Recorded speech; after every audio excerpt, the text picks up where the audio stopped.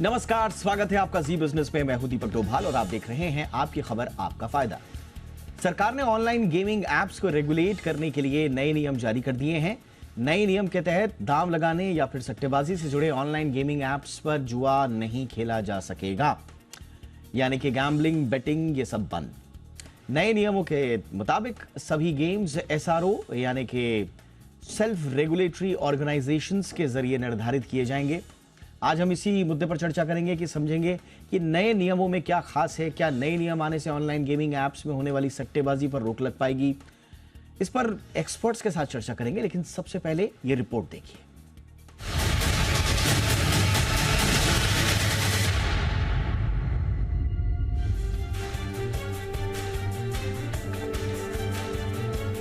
अब online game के नाम पर जुआ नहीं चलेगा। सरकार ने ऑनलाइन गेमिंग के नए नियम लागू कर दिए हैं। नए नियम कायदे के तहत दांव लगाने या सट्टेबाजी से जुड़े ऐप बैन हो गए हैं। सरकार के इस कदम से ऑनलाइन गेमिंग कंपनियों की जिम्मेदारी बढ़ गई है।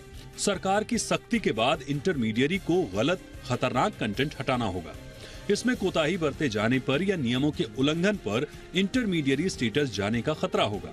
केवल इतना ही नहीं, नए नियमों के मुताबिक सभी गेम्स एसआरओ यानी सेल्फ रेगुलेटरी ऑर्गेनाइजेशन के जरिए निर्धारित किए जाएंगे। सरकार ने यह भी साफ किया है कि सेल्फ रेगुलेटरी ऑर्गेनाइजेशन में सरकार और इंडस्ट्री दोनों की भागीदारी होगी। दरअसल गेमिंग ऐप की बढ़ती लत और मिली तमाम शिकायतों के बाद इलेक्ट्रॉनिक्स और सूचना प्रौद्योगिकी मंत्रालय ने नए नियम लागू किए हैं। इसे लेकर बनने वाली सेल्फ रेगुलेटरी कमेटी हर एक गेम की निगरानी करने का काम करेगी। किसी भी गेमिंग ऐप को मिलने वाली परमिशन इस बात पर आधारित होगी कि उस ऐप में किसी भी तरह के दांव लगाने या सट्टेबाजी से जुड़ा कोई कंटेंट नहीं है। यानी कुल मिलाकर सेल्फ रेगुलेटरी ऑर्गेनाइजेशन की मंजूरी मिलने के बाद ही कोई गेमिंग ऐप काम कर सकेगा। सरकार का मकसद ऑनलाइन रियल मनी गेम को बैन करना है। समझते हैं क्या है online real money game. Online real money game ऐसे ऑनलाइन गेम होते हैं जहां यूजर्स असली में पैसे लगाकर इस उम्मीद में खेलते हैं कि उन्हें जीतने पर और पैसे मिलेंगे। फिलहाल तो नए नियमों के तहत सेल्फ रेगुलेटरी ऑर्गेनाइजेशन को अपनी वेबसाइट पर गेमिंग की लत, फाइनेंशियल लॉस और फ्रॉड के जोखिम के साथ यूजर्स की सुरक्षा को लेकर एक फ्रेमवर्क पब्लिश करना होगा, ताकि गेमिंग ऐप को लेकर यूजर्स को पूरी जानकारी रहे। इसके अलावा सरकार ने मीडिया को भी सट्टेबाजी वाले ऐप को बढ़ावा देने से बचने की सलाह दी है। इसके अलावा सरकार ने अपने नोटिफिकेशन में सट्टेबाजी से जुड़े प्लेटफॉर्मों के विज्ञापन पर भी रोक लगाने की सलाह दी है। फिलहाल तो ऑल इंडिया गेमिंग फेडरेशन ने ऑनलाइन गेमिंग को लेकर लाए गए नए नियमों का स्वागत किया है और कहा है कि ऐसे नियमों की बहुत दिनों से जरूरत थी, ताकि गेमिंग को जुए से अलग किया जा सके। दरअसल स्टार्टअप्स के दौर में ऑनलाइन गेमिंग ऐप खूब तेजी से फले फूले, लेकिन इनके कामकाज को लेकर कोई स्पष्ट नियम कायदे अब तक नहीं थे। लेकिन अब ये तय दायरे में ही सरकार के नियमों के तहत काम कर सकेंगे। ब्यूरो रिपोर्ट, जी मीडिया। बहुत ही खास मेहमान इस वक्त हमारे साथ जुड़ चुके हैं आज की चर्चा के लिए। सबसे पहले परिचय आज के मेहमानों का आपसे करा दे। हमारे साथ श्वेता पुरंदरे जी जुड़ रही हैं, पूर्व महासचिव हैं आस्की की, यानी कि द एडवर्टाइजिंग का स्टैंडर्ड्स काउंसिल ऑफ इंडिया की। बहुत बहुत स्वागत है मैम आपका हमारे शो पर। और हमारे साथ हैं जाने माने वकील विराग गुप्ता जी। विराग जी, आपका भी बहुत बहुत स्वागत है। विराग जी, आप ही से शुरुआत करेंगे। बहुत सारी चर्चा हुई हमारी आपके साथ इस मुद्दे को लेकर, और एक यक्ष प्रश्न जो था वो ये था कि भाई सट्टेबाजी वाली जो एप्स हैं या गेम्स हैं, उनकी परिभाषा कैसे तय हो, यानी कि game of chance, game of skill. ये जो नए नियम हैं, क्या ये इस ओर कोई प्रकाश डाल रहे हैं, या फिर ये छोड़ दिया गया एसआरओस को कि वो तय करेंगे? दीपक जी, आपने सबसे बड़े यक्ष प्रश्न से पूरे शो की शुरुआत की है, और निश्चित तौर पर इन नियमों में वो परिभाषाओं का विस्तार नहीं किया गया है और सब कुछ उन एसआरओस पे छोड़ दिया गया है जो कि इन कंपनियों के जिनमें प्रतिनिधि प्रमुखता से रहेंगे। अब इस पूरे नियमों का एक अच्छा पक्ष ये है, जैसा हमने पहले भी चर्चा किया था, कि ये एक सही दिशा में छोटी शुरुआत है, ज़रूरी शुरुआत है, लेकिन बहुत सारी ज़रूरी बातें अभी करनी बाकी हैं। और 3 बड़े सवाल अभी बचे हैं। पहला, कि इस पूरे मामले का एक वित्तीय पक्ष है। वित्तीय पक्ष मतलब कि कई बार जो गेम खेलते हैं उनको पैसे नहीं मिलते हैं, उनके साथ फ्रॉड होता है, और सरकारों का टैक्स नहीं मिलता है क्योंकि इसकी जीएसटी पर भी विवाद है। 18% लगना चाहिए, 28% लगना चाहिए, और जीएसटी काउंसिल भी इस बारे में कई सालों से निर्णय नहीं ले रही है। तो ये प्रश्न है, और ये प्रश्न एसआरओ पर नहीं छोड़ा जा सकता है। तो ये प्रश्न पर क्या है, ये अभी क्लैरिटी नहीं है। दूसरा कि कई राज्यों ने इन पर प्रतिबंध लगाए हैं, हाई कोर्टों के फैसले हैं, सुप्रीम कोर्ट का भी फैसला है, और इस पूरे मामले पर आने से पहले राज्यों से परामर्श नहीं किया गया, और एक किस्म की इम्यूनिटी दे दी गई है कि जो लोग रजिस्टर करेंगे राज्यों में उनके खिलाफ कोई कार्रवाई नहीं होगी। और तीसरा सबसे बड़ा है कि मनोवैज्ञानिक प्रश्न है, क्योंकि अभी हमने देखा कि यूट्यूब में जो उन्होंने अभी जो नया एक सिस्टम बनाया है ब्लू टिक का, उसमें उन्होंने बोला कि 18 साल से कम उम्र के बच्चों को हम ब्लू टिक नहीं देंगे। लेकिन इस गेम को खेलने में 18 साल से कम उम्र के बच्चे कैसे खेल रहे हैं, माइनर क्या है, जो माइनर है वो एग्रीमेंट कैसे कर सकता है, उसकी सुरक्षा क्या है। जिस देश में 50 करोड़ लोग गेमिंग खेल रहे हों, अधिकांश बच्चे हों, तो बच्चों की सुरक्षा का प्रश्न भी एसआरओ पे छोड़ना मेरे हिसाब से ठीक नहीं है। तो दो बातों पर क्लैरिटी होनी चाहिए कि पहला, ये गेमिंग कंपनियां गेमिंग के नाम पर लोगों के डेटा को नहीं चुराएं। अभी हमने देखा है कि कैसे एक व्यक्ति के पास से 70 करोड़ लोगों का डेटा मिला। और दूसरा, ये कंपनियां बच्चों के भविष्य के साथ खिलवाड़ नहीं करें। तो मुझे लग रहा है कि इन दोनों विषयों पर अभी और कुछ कानून और नियम आना बाकी है। बिल्कुल, लेकिन जैसा आपने बिल्कुल सही कहा, और पूरी इंडस्ट्री जो है इसको इसी रूप में देख रही है कि सही दिशा की ओर एक अच्छा कदम इसे माना जा रहा है। लेकिन क्या ये कदम पूरा है?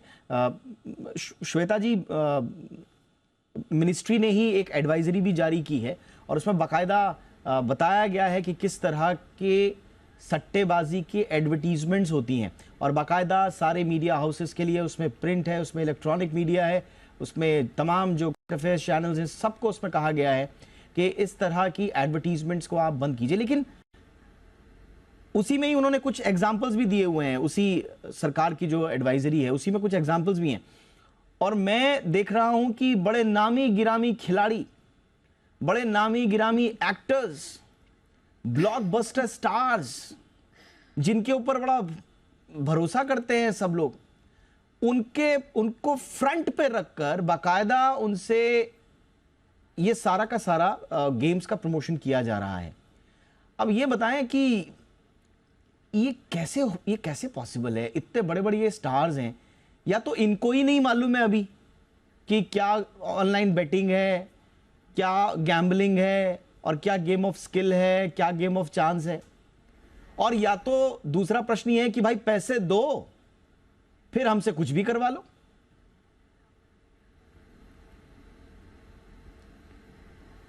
आपने बहुत सही कहा, और मैं आज ही देख रही थी कि ये नोटिफिकेशन, ये रेगुलेशन आने के बावजूद अभी 1 घंटे पहले इंस्टाग्राम पर लोटस 365 का एक पोस्ट डला हुआ है जिसमें एक नामी फिल्म स्टार एंडोर्स कर रहे हैं ये वाला ऑफशोर बेटिंग ऐप।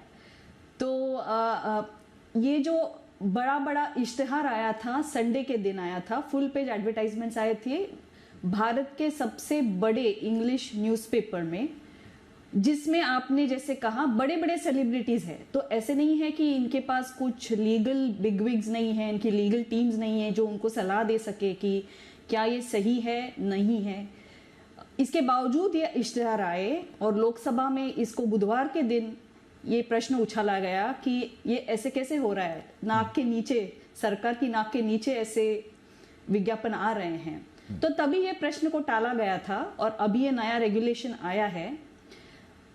मेरे मानने में सेल्फ रेगुलेशन तभी सफल हो पाता है जब भी उसके हर स्टेक होल्डर्स उसमें कमिटेड हो।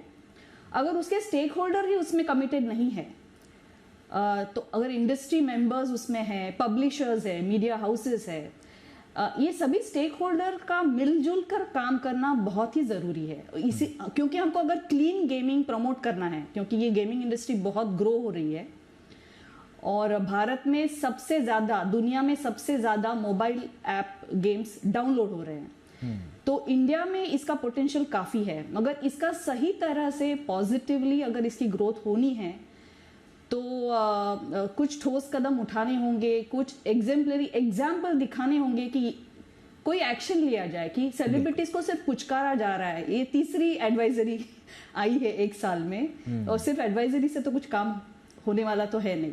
बिल्कुल। अब कहीं ऐसा तो नहीं है विराग जी कि जो हम बार बार जिस यक्ष प्रश्न के इर्द गिर्द अपनी चर्चाओं को करते रहते हैं, वो क्लियर क्यों नहीं कर पा रहे हैं? गवर्नमेंट हो या, देखिए क्लैरिटी जब गवर्नमेंट की तरफ से नहीं होगी तो फिर किसकी तरफ से होगी? फिर हम लोग नाहक ही इन सेलिब्रिटीज को और स्पोर्ट्स पर्सन को उलाहनाएं दे रहे हैं कि इनको ये नहीं मालूम है कि ऑनलाइन बेटिंग ऐप क्या है और गेमिंग ऐप क्या है। जब सरकार की तरफ से ही क्लैरिटी नहीं आएगा, जब सरकार ही नहीं बताएगी कि अमुक अमुक प्रकार के जो गेम हैं वो गेम ऑफ चांस हैं और अमुक अमुक जो प्रकार है वो गेम ऑफ स्किल हैं, तो यदि इस कैटेगरी में है तो ये करें, इस कैटेगरी में है तो ऐसा नहीं करना है, तो अब ये ऐसी ये अबूझ पहेली बनी रहेगी तो फिर किसको दोष दिया जाए? फिर किसी का दोष नहीं है। फिर आप जारी करते रहिए एडवाइजरी, गुमराह होने दीजिए लोगों को जो उनके फॉलोवर्स हैं। दीपक जी, ये गुमराह करने का मामला नहीं है, ये एक अर्थव्यवस्था से जुड़ा हुआ एक बहुत ठोस मामला है। उसको एक उदाहरण से समझ सकते हैं कि एक शहर है और उस शहर के बगल में सरकारी ज़मीन पे झुग्गी झोपड़ी बन जाती है, अवैध बस्ती बन जाती है, और उस अवैध बस्ती से शहर का जो पूरा कारोबार चलता है। वहाँ पे दूध वाले, फल वाले, सब्जी वाले, मजदूर सब वहीं पर रहते हैं। सरकारों का वोट बैंक वहाँ से चलता है। अब वहाँ की ज़मीन भी उन लोगों की नहीं है, वहाँ का पूरा कारोबार भी सब गलत है, वहाँ पे बिल्डिंग भी सब गलत हैं, अवैध बस्ती है। फिर भी धीरे धीरे उसको हम वैध बना देते हैं। तो अब जब एक बार बस्ती बन जाती है तो कभी भी उस बस्ती को उजाड़ना मुश्किल होता है। जितनी बड़ी बस्ती उतना ही उसके खिलाफ कानून बौना हो जाता है। इसी तरीके से भारत की डिजिटल यात्रा है, क्योंकि ये दोनों इसमें जो प्रश्न आए हैं इस पूरे रूल्स में, जो नोटिफिकेशन में देख रहा था, तो 2 बड़े प्रश्न हैं, एक इंटरमीडिएट का और दूसरा आईटी इंटरमीडिएट रूल्स का। तो ये दोनों प्रश्न हमने 2012 में दिल्ली हाई कोर्ट के सामने जब यूपीए की सरकार थी तब लाए थे कि देश में व्यापार करने वाली हर company, digital company, internet company intermediary है। और यहाँ पर इस बात को बोला गया है और कहा गया है कि अगर वो पालन नहीं करेंगे तो इंटरमीडियरी का दर्जा खो देंगे। तो क्या जो कंपनियां अपना रजिस्ट्रेशन नहीं कराएंगी, जो पैसे में नहीं खेल रही हैं, क्या वो इंटरमीडियरी के दर्जे के हकदार नहीं रहेंगी? तो जो रूल्स बने हैं, आज तक भारत में किसी भी कंपनी के खिलाफ इंटरमीडियरी स्टेटस को रद्द करके उसके खिलाफ कोई भी कार्रवाई नहीं हुई है। और ये बात आर्टिफिशियल इंटेलिजेंस के युग में ये बड़ी बड़ी कंपनियां जानती हैं। और यहाँ पर एक हमारा विरोधाभास है कि हम जो IMF जो एक पूरा पिक्चर देता है या अंतर्राष्ट्रीय समुदाय पिक्चर देता है कि हम डिजिटल के सबसे बड़े प्लेयर हैं, निश्चित तौर पर हैं। हम डिजिटल की सबसे बड़ी अर्थव्यवस्था हैं, जहां पर लोग, विदेशी कंपनियां या गलत तरीके से कारोबार कर रही हैं कंपनियां, बड़ा कारोबार कर रही हैं और यहाँ से बड़े पैमाने पर डेटा की लूट कर रही हैं, टैक्स चोरी कर रही हैं। लेकिन हम उस डिजिटल के प्लेयर तभी बनेंगे जब कानूनी व्यवस्था पुख्ता होगी, आर्थिक नियम पुख्ता होंगे, और जब पूरी व्यवस्था पुख्ता होगी फिर सेल्फ रेगुलेशन काम करता है। अगर कोई मास्टर बच्चों से बोले कि फिजिक्स का चैप्टर पढ़ करके चले आना और मास्टर यही नहीं बताए कि चैप्टर क्या है, फिजिक्स के रूल्स क्या हैं, तो बच्चे कैसे पढ़ेंगे? एक चीज और है विराग जी, हमने स्किल्स गेम्स को, सट्टेबाजी को, जुए को परिभाषित नहीं किया तो फिर इंडस्ट्री कैसे परिभाषित करेगी? एक चीज और है और ये एक ऐसा प्रश्न है जो पूरी इंडस्ट्री का बड़ा पेन पॉइंट है। देखिए, कुछ जेन्युइन प्लेयर्स भी हैं, बहुत अच्छे प्लेयर्स भी हैं जो सही मायनों में अपना कारोबार कर रहे हैं, ईमानदारी से काम करना चाहते हैं। ज्यादातर उसमें इंडियन प्लेटफॉर्म्स ही हैं, इंडियन ई गेमिंग प्लेटफॉर्म्स ही हैं। अब यहाँ पे भी जो आप इंटरमीडियरी की परिभाषा जो आपने बोली है ऑनलाइन गेमिंग के, इसमें कह रहे हैं, उसमें एक क्लॉज जो इन्होंने रखा हुआ है, who is resident of India. अब जो रेजिडेंट ऑफ इंडिया है उसको आप इंटरमीडियरी का दर्जा दें न दें, उसमें तो मोटा मोटा हमको मालूम है कि वो ठीक ठाक ही काम कर रहे हैं। सबसे ज्यादा दीपक जी इलीगल धंधे जो चला रहे हैं जो जी, वो ऑफशोर ऑपरेटर्स हैं। ऑफशोर ऑपरेटर्स के लिए तो कुछ कहा नहीं गया इसमें। दीपक जी, दो बातें हैं कि जैसे जो आदमी रजिस्ट्रेशन कराएगा वही कानून के दायरे में आएगा, जो रजिस्ट्रेशन कराएगा नहीं वो कानून के दायरे में कैसे आएगा, उसको जरूरत ही नहीं है, वो गैर कानूनी तरीके से कारोबार कर रहा है, वो एक प्रश्न है। आप जिस बात की बात कर रहे हैं कि इंटरमीडिएट रूल्स में अनेक लीगल ऑब्लिगेशंस हैं, उसके तहत कहा गया है कि ग्रीवांस ऑफिसर, कंप्लायंस ऑफिसर और नोडल ऑफिसर की नियुक्ति करेंगे। भारत में आपका एड्रेस रहेगा और रजिस्ट्रेशन रहेगा और इन सारी बातों का उनको अपने वेबसाइट में, ऐप में या मोबाइल में उसको डिस्प्ले करना पड़ेगा। अच्छा। यहां पर दो प्रश्न आते हैं कि पहला प्रश्न ये आता है कि देश में कारोबार कर रही हर इंटरमीडिएट कंपनी को डिस्प्ले क्यों नहीं करना चाहिए, क्योंकि भारत का ओके, मैं थोड़ा सा क्लैरिटी चाह रहा था विराग जी। मैं who is resident in India का मतलब ये हो गया कि आप भले ही विदेशी हैं लेकिन आपको आपका भारत में दफ्तर हो, आपका फिजिकल प्रेजेंस हो, तो वो भी आ जाएगा इसमें। निश्चित तौर पर विदेश की कंपनी को भारत में अपना दफ्तर और भारत में अपना शिकायत अधिकारी नियुक्त करना जरूरी है।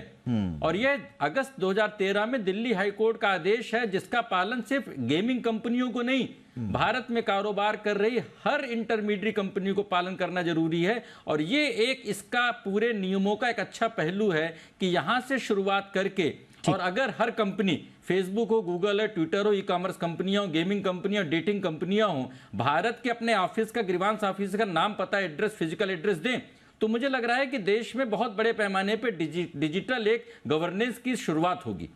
एब्सोल्युटली।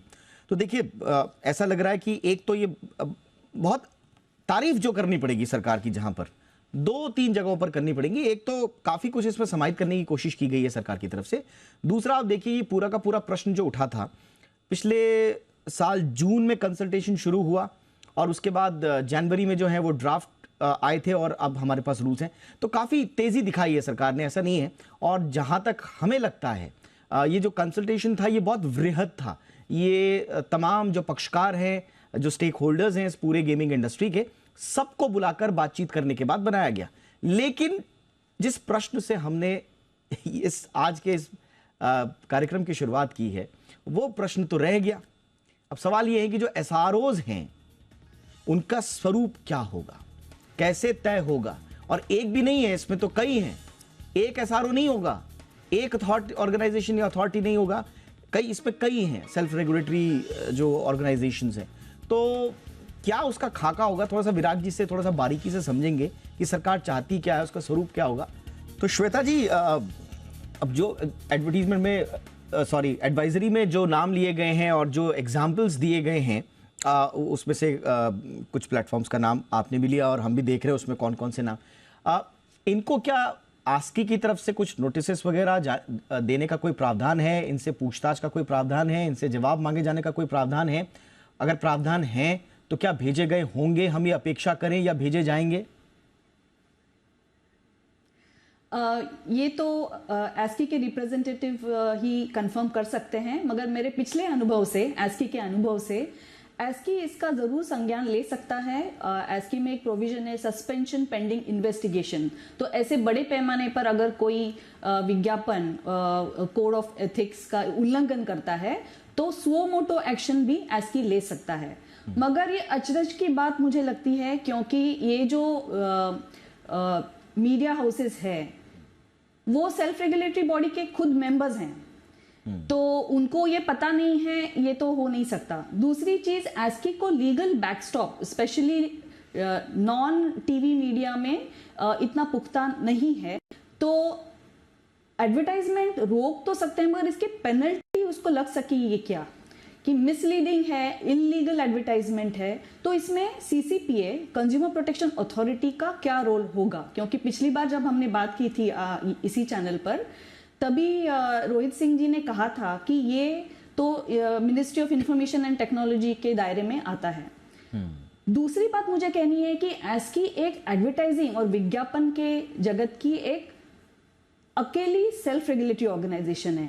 यहां पर हम बोल रहे हैं कि कम से कम 3 सेल्फ रेगुलेटरी ऑर्गेनाइजेशन होंगी ऑनलाइन गेमिंग के लिए, और आगे और भी हो सकती है। तो ये आपस में उनका तालमेल कैसे रहेगा? क्योंकि फिशिंग एक्सपीडिशन कर सकती हैं कोई कंपनियां कि ये एसआरओ मुझे फेवरेबल नहीं है, तो चलो मैं दूसरे एसआरओ की तरफ जाता हूँ। और उनके जो दायरे होंगे कि इवेल्युएट करने के दायरे क्या होंगे, क्या वो सभी एक ही पहलू में सबको देखने वाले हैं या नहीं, तो ये बहुत ही पेचीदा है। ये तो एक खिचड़ी लग रही है मुझे। तो 3 एसआरओ बनाने का मकसद क्या था ये मुझे खुद पता नहीं है। विराग जी इस पर शायद बता सकते हैं। ये बहुत इंटरेस्टिंग आपने इस प्रश्न किया कि एसआरओज आप बनाएंगे, वो भी एक नहीं होगा, मिनिमम 3 होंगे। एसआरओज का स्वरूप क्या होगा उन्होंने बताया हुआ है कि किस तरह से, कौन से एक्ट के तहत इनका गठन होगा। लेकिन अगर एक से ज्यादा एसआरओज होंगे तो फिर उसमें जो परिभाषाएं तय होंगी, कोई कंपनी, माना कोई एप्लीकेशन है विराग जी, कोई अगर कोई गेमिंग कंपनी है, उसको लग रहा है कि नहीं इस एसआरओ वाले जो हैं वो मेरी ज्यादा नहीं सुन रहे हैं, जो मैं परिभाषा दे रहा हूं अपने गेम की वो मान नहीं रहे हैं, चलो यहां से झोला उठाओ दूसरे उसमें चलते हैं। वहां पर जो भी उन्होंने रखा होगा एंट्री का, अगर फीस रखी होगी तो थोड़ा ज्यादा दे देंगे, पैसे की कोई कमी थोड़ा ना इनके पास। तो ऐसा तो नहीं हो जाएगा सर? नहीं, देखिए ये एक पहलू है, दूसरा पहलू भी है। क्या है कि जो एसआरओज बनेंगे ये सेक्शन 8 जो कंपनीज एक्ट है उसके तहत इनका रजिस्ट्रेशन होगा और नियमों में रूल 4A जोड़ा गया है इसके लिए।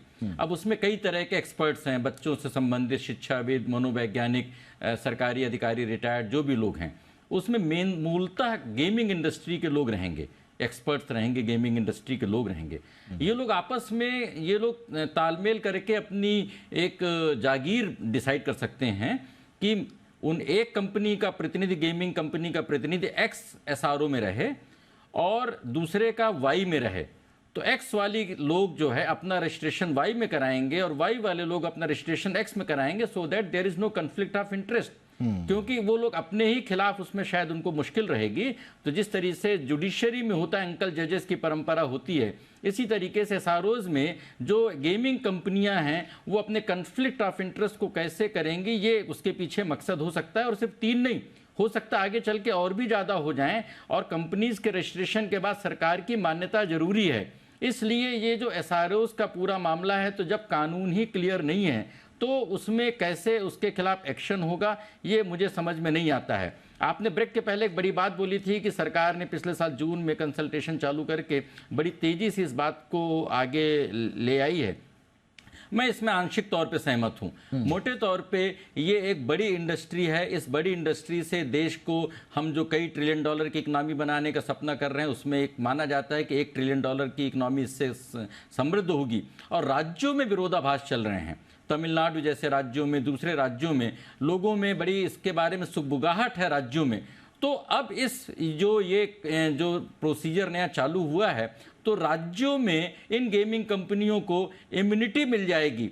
इस वजह से ये लाना मजबूरी था, क्योंकि इसके बगैर उन कंपनियों का कारोबार पूरे देश में नहीं हो पा रहा था। और संविधान के 7वीं अनुसूची के अनुसार यह विषय राज्यों के अधीन आता है।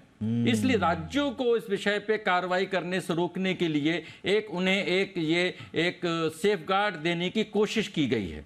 ये आपने अगेन एक बहुत ही इंटरेस्टिंग बात बता दी, क्योंकि बहुत सारे राज्य तो ऐसे भी हैं, बहुत सारे नहीं, कुछ राज्य ऐसे हैं जहां पर जो गेम ऑफ स्किल कहे जाते हैं, मोटा मोटी जिनको माना जाता है कि ये ठीक गेम है, उनको भी बैन किया हुआ है। तो स्टेट वाइज रेगुलेटरी जो फ्रेगमेंटेशन है, कहीं ये ऐसा तो नहीं है कि बिल्कुल जैसे विराग जी कह रहे हैं कि भाई एसआरओज ने कहा है हम तो सही हैं, अब आप लीगली जो है राज्य के पास जाएंगे और बोलेंगे कि साहब हमारे पास तो एसआरओ का रजिस्ट्रेशन है, सर्टिफिकेशन है, आप हमें कैसे रोक सकते हैं? मामला जाएगा कोर्ट में सारी चीजें होंगी, इन गाइडलाइंस को बताया जाएगा, एसआरओज की जो भी उनका सर्टिफिकेशन देने का प्रोसीजर है वो बताया जाएगा और कहा जाएगा तो हम तो हो गए। आप कुछ कहना चाह रहे हैं विराग जी? देखिए दीपक जी, देश में शिक्षा के लिए सबसे बड़ी एक बॉडी है यूनिवर्सिटी ग्रांट कमीशन, यूजीसी, और बहुत पुराना सिस्टम है। और यूजीसी के बावजूद देश में सैकड़ों फर्जी यूनिवर्सिटी चल रही हैं जिनका हर साल विज्ञापन आता है। और मुझे आश्चर्य होता है कि विज्ञापन निकालने वाले लोग उनके खिलाफ पुलिस की कार्रवाई क्यों नहीं करते हैं, जब सारी चीजें स्पष्ट हैं। शिक्षा क्या है, फर्जी क्या है, फर्जीवाड़ा क्या है, लोगों को कितना नुकसान हो रहा है, बच्चों को भविष्य के साथ खिलवाड़ कर रहे हैं। तो जब यूजीसी के बावजूद फर्जी यूनिवर्सिटी चल रही हैं, तो इस एसआरओज के होने के बाद गोरख धंधे को एक कानूनी उनको एक आवरण मिलेगा और राज्यों में उनके हैरेसमेंट से उनको मुक्ति मिलेगी। लेकिन बच्चों को उनके हैरेसमेंट से मुक्ति मिलेगी या नहीं मिलेगी मालूम नहीं, देश की अर्थव्यवस्था को फायदा मिलेगा मालूम नहीं, और जो अवैध कारोबारी हैं उनसे देश को मुक्ति मिलेगी कि नहीं मिलेगी ये हमें नहीं मालूम है। और डेटा सुरक्षा के बारे में तो कुछ नहीं कहना ही बेहतर है, क्योंकि लेकिन मैं एक बात आपको बताऊं, इस पूरे प्रश्न से एक देश के बहुत बड़े ज्यूरिस्प्रूडेंस पे, बहुत बड़े एक संवैधानिक बिंदु पर बहस चालू होगी कि ऑनलाइन का मसला, साइबर का मसला संविधान के 7वीं अनुसूची के अनुसार केंद्र सरकार के अधीन है, और जो गेमिंग का मसला है, जो जुए और सट्टे का मसला है, राज्यों के अधीन है। तो मुख्य विषय जब राज्यों के अधीन हो तो राज्यों से परामर्श किए बगैर इस तरह का एक कानून बनाना, रूल लाना कितना संविधान सम्मत है, यह संघीय व्यवस्था के लिहाज से एक बड़ी बहस की शुरुआत होगी। ये आपने बहुत इंपॉर्टेंट बात यहाँ पे रख दी। वाकई में स्टेट सब्जेक्ट वो है, और इसको आप एसआरओज को लेकर आएंगे, उसका स्वरूप बड़ा मोटा मोटा ये लगता है कि वो केंद्र की अवधारणा है, इसलिए वो केंद्रीय स्वरूप में ज्यादा नजर आता है। तो एक केंद्रीय बिल्कुल स्वाभाविक है, इसमें एक संघीय बहस तो जरूर छिड़ेगी। और एक चीज जो हमारी भी थोड़ा सा इसमें, मिनिस्टर साहब कह तो रहे हैं कि इसमें बच्चों के भी रिप्रेजेंटेटिव होंगे। अब बच्चों के रिप्रेजेंटेटिव वहां पर होंगे, अंत तो गत्वा ये कह दिया जाएगा कि भाई फलाना गेम सही है। अब बच्चों के लिए तो हम कहते हैं कि एक निश्चित समय तक ही एक निश्चित प्रकार के गेम ही उनके लिए सही हैं। अब अगर आप रमी पोकर को भी कह दोगे कि ये ठीक है और बच्चों के रिप्रेजेंटेटिव से आपने हाँ बुलवा दिया वहां पर, तो फिर क्या होगा? और रियल गेम, रियल मनी जिसमें इन्वॉल्व है, वो आप बच्चों के रिप्रेजेंटेटिव के सामने उनको सही सिद्ध कर देंगे तो फिर बच्चों के लिए क्या रह जाएगा? थोड़ा सा शंका यहां पर है, लेकिन हम आशावान हैं कि सरकार ने ये जो कदम उठाए हैं ये बेहतरी के लिए होंगे, और गैम्बलिंग का और बेटिंग का जो कल्चर है उस पर लगाम लगेगी। बच्चों के मानसिक स्वास्थ्य का इसमें ध्यान रखा जाएगा। हम उम्मीद करते हैं कि सरकार इस पर पूरा ध्यान देगी और एसआरओज जो बनेंगे वो भी इस दिशा में सकारात्मक भूमिका निभाएंगे। बहुत बहुत शुक्रिया आप दोनों का। Shweta ma'am, thank you so much ma'am, वक्त निकाला आपने। विराग जी, बहुत बहुत शुक्रिया सर वक्त निकालने के लिए। आपकी खबर आपका फायदा में इतना ही, इजाजत दीजिए, नमस्कार।